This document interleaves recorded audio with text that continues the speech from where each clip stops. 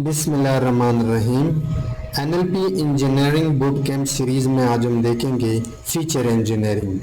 Feature engineering के अंदर जो बहुत ही इंपॉर्टेंट पार्ट है किसी भी टेक्सचुअल या एनएलपी प्रोजेक्ट में, वो है फीचर एक्सट्रैक्शन, या जिनको आप टेक्स्ट वेक्टराइजेशन भी कहते हैं।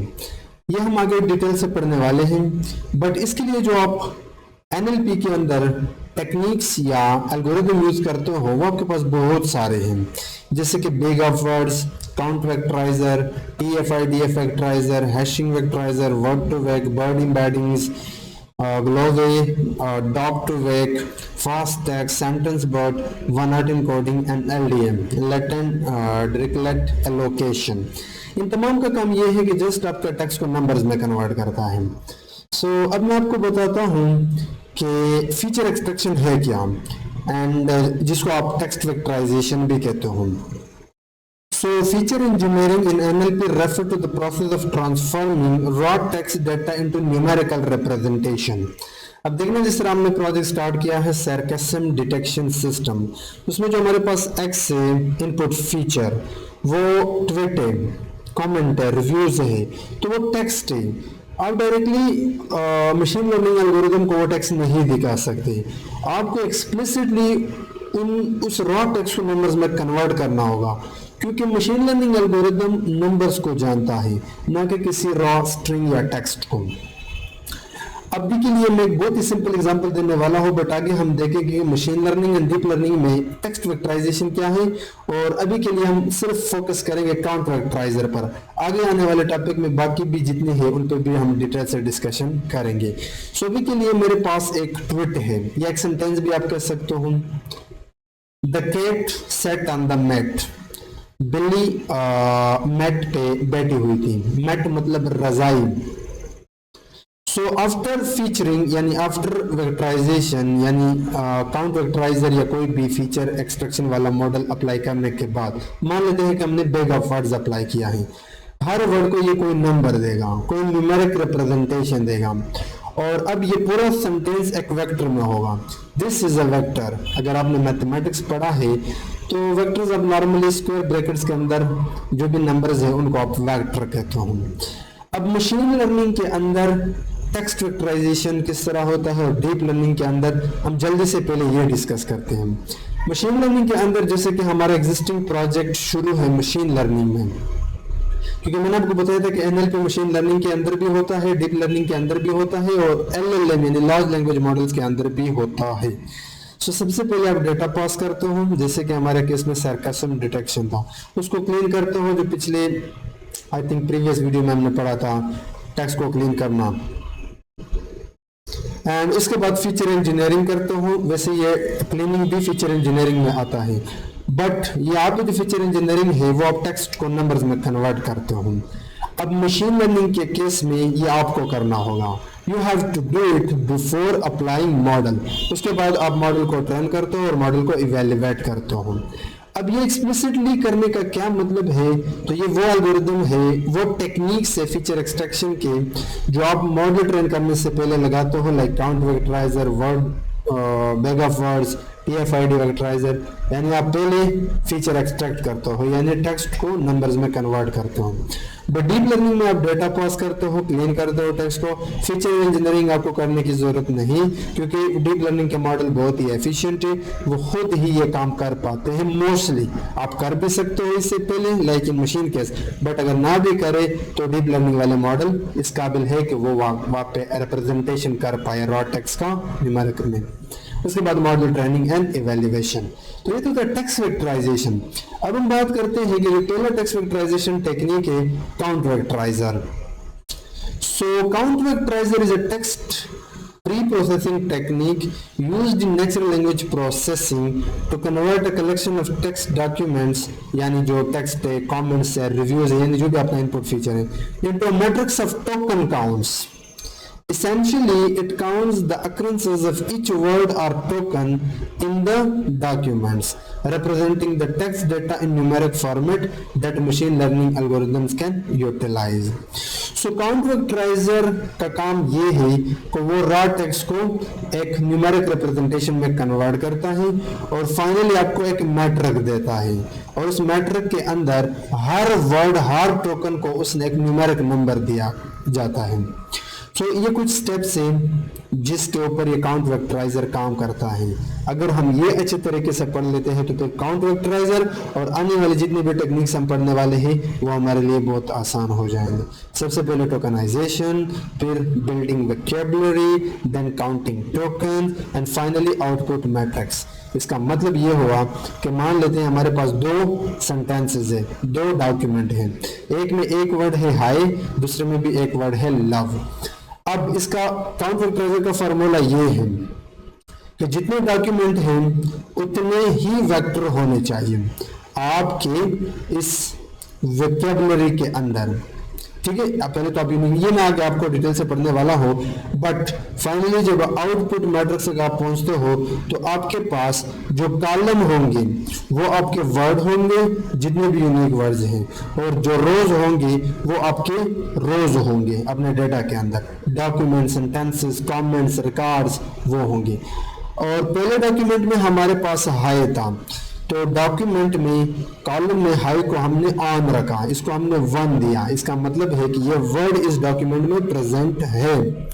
एंड डॉक्यूमेंट 1 के अंदर जो लव था वो नहीं था, इसलिए हमने इसको 0 रखा।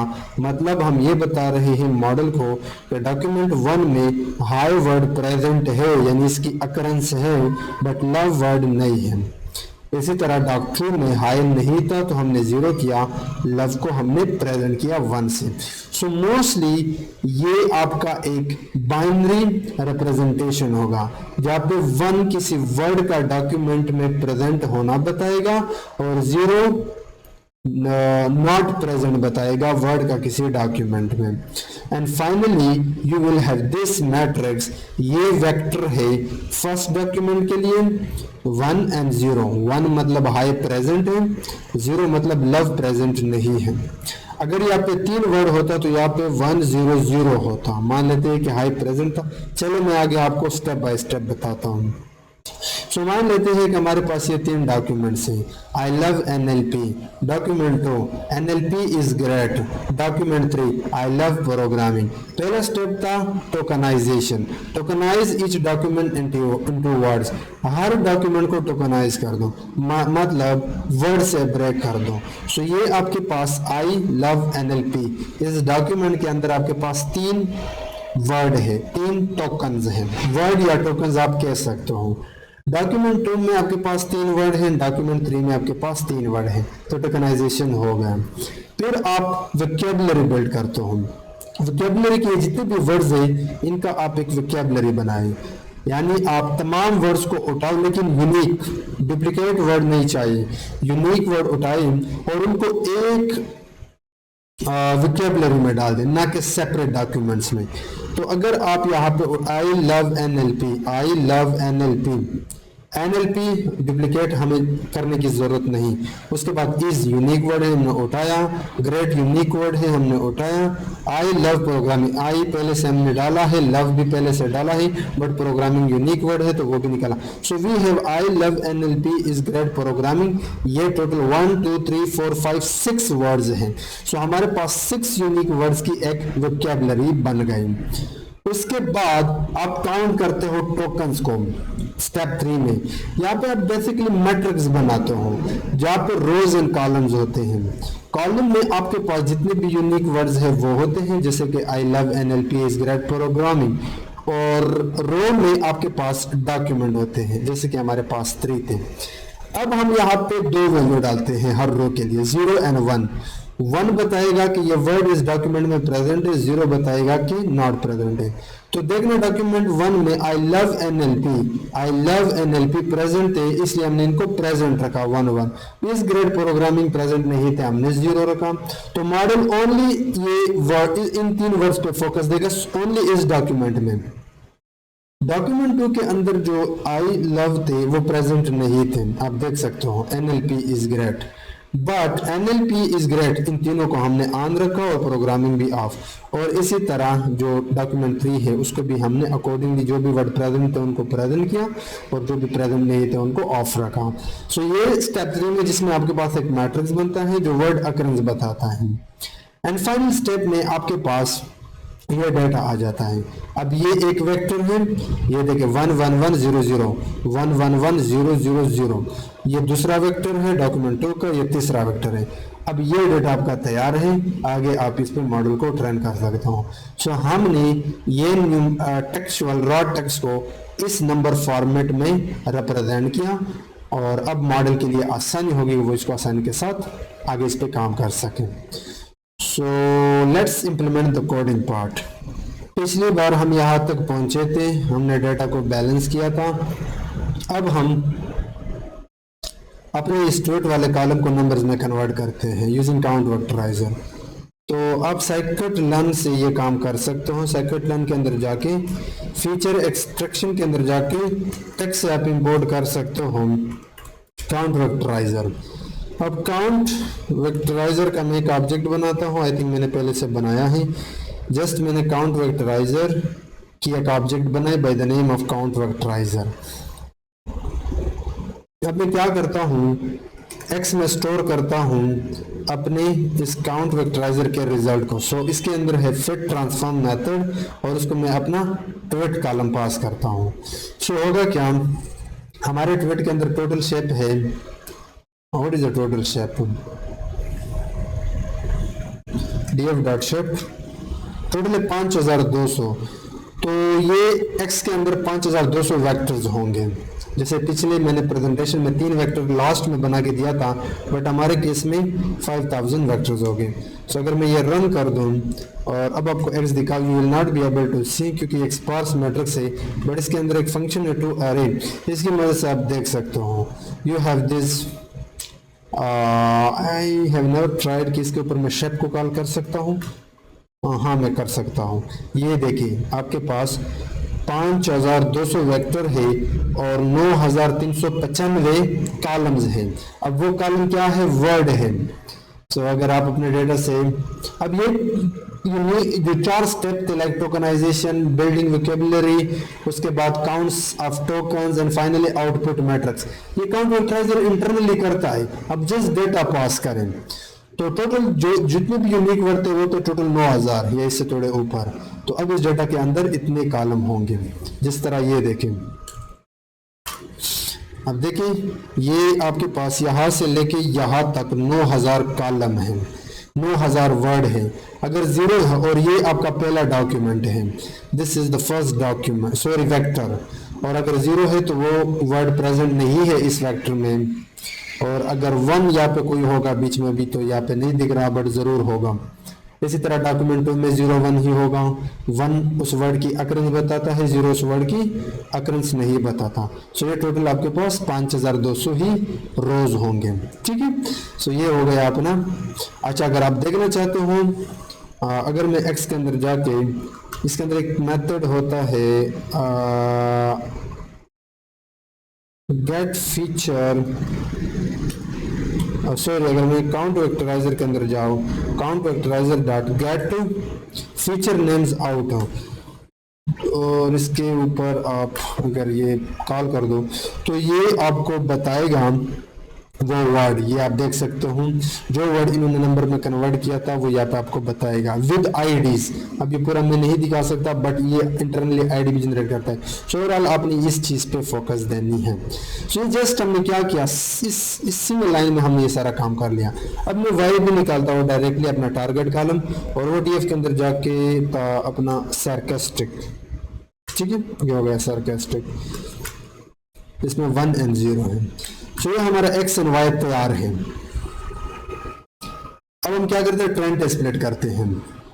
ट्रेंड स्प्लिट का मतलब ये है कि आप 80% डेटा अपने ट्रेनिंग में और 20% डेटा टेस्ट में, ताकि आप 80% डेटा से मॉडल को ट्रेन कर दे। उसके लिए आप साइकिट लर्न के अंदर जाके मॉडल सिलेक्शन से ट्रेंड स्प्लिट मेथड को कॉल करते हो। ट्रेंड स्प्लिट को आप अपना ट्वीट यानी एक्स एंड टारगेट y देता हूँ, टेस्ट साइज एक पैरामीटर है इसके अंदर वो बताता हूँ 0.2। होगा क्या कि ये इनपुट यानी ट्वीट के 5200 से 80% डेटा उठा के x2 को देगा और रिमेनिंग कोई 1000 ही होगा if I am not wrong, यानी 20% डेटा वो x टेस्ट को देगा। और टारगेट यानी 01 यानी y से कि 5200 रिकॉर्ड से, डॉक्यूमेंट से या क्लासेस से 80% डेटा वाई ट्रेंड को देगा और रिमेनिंग 20 वाई टेस्ट को। तो ये ट्रेंड टेस्ट बेट है। इसके अंदर रैंडम सेट अगेन वही आउटपुट सेम करने के लिए। सो अब मैं ट्रेंड टेस्ट स्प्लिट करता हूँ। अब ये जो स्टेप है इसको हम आगे देखेंगे, बट नॉर्मली स्टैंडर्ड स्केलर एक क्लास है साइकिट लर्न के अंदर जिसे आप वैल्यू को स्केल करते हो। इसका मतलब ये है कि मान लेते हैं हमारे पास एक वेक्टर है, एक में है 100, एक में है 10,000, एक में है 30। सो अगर आप इस वेक्टर पे मॉडल को ट्रेन करते हो तो मॉडल जो होगा वो मोस्टली फोकस करेगा हायर वैल्यू पे जो कि है 10,000। सो अब ये मॉडल वैल्यू को बाइस्ड कर रहा है। सो अगर आप चाहते हो कि मॉडल बाइस्ड ना हो तो आप इन वैल्यू को एक खास रेंज में ले आओ। तो अगर मैं इसके ऊपर कोई वेक्टराइज स्केलिंग वाला टेक्निक लगाता हूँ तो ये इसको 0 and 1 या नेगेटिव कुछ टेक्निक से इसके मीन्स एंड स्टैंडर्ड डिविएशन को डाउन कर देता है। मैं आगे इसको पढ़ाऊंगा, अभी मैं जस्ट जनरल ओवरव्यू देता हूँ। बट ओवरऑल आपके पास कुछ इस तरह वैल्यू होगी। ये आपका 100 आप स्केल कर लिया, sorry it should be like this क्योंकि 1 से बड़ा हो ही नहीं सकता, लाइक दिस, या कोई 1 पॉइंट लाइक दिस। इसी तरह ये खास रेंज में ले आएगा और 30 को कोई लेट से लाइक दिस वैल्यू दिया। अब मॉडल इसको इक्वल इंपॉर्टेंस देगा हर वैल्यू को। तो हम भी यही काम कर रहे हैं कि हमारे पास जो x है उसमें जो 5200 वेक्टर्स है जिसके अंदर 0 1 है उसको हम स्केल कर रहे हैं। तो स्टैंडर्ड स्केलर ये आप प्री प्रोसेसिंग से इंपोर्ट करते हो। इसके अंदर एक पैरामीटर होता है विद मिन। बाय डिफॉल्ट ये फॉल्स और ट्रू होता है, हमने इसको फॉल्स किया क्योंकि हमारे पास बाइनरी वैल्यू है मोस्टली। लेकिन अगर ये टेबुलर डेटा होता, कोई क्लासिफिकेशन था मशीन लर्निंग का या रिग्रेशन था, तो वहाँ पे आप विद मिन को ट्रू रखते हो। स्केलर ऑब्जेक्ट बन गया, उसके बाद स्केलर को हमने फिर ट्रांसफॉर्म करके अपना एक्सट्रेंड एंड एक्स टेस्ट पास किया क्योंकि हमारा गोल ही है कि जस्ट इनपुट डेटा को स्केल करें ना कि आउटपुट को, और उसको पलट के दोबारा एक्सट्रेंड एक्स टेस्ट में स्टोर किया। अब इससे ये भी प्री प्रोसेसिंग की एक टेक्निक है बट मशीन लर्निंग वाला, क्योंकि इससे आपकी मॉडल की परफॉर्मेंस बढ़ जाती है। उसके बाद हमने, चूंकि ये तो हम आगे डिटेल से पढ़ेंगे, प्रीवियस की तरह हमने जस्ट अपना रैंडम क्लासीफायर ट्रेन किया है। सो नेक्स्ट वीडियो से हम मॉडलिंग पे काम करेंगे।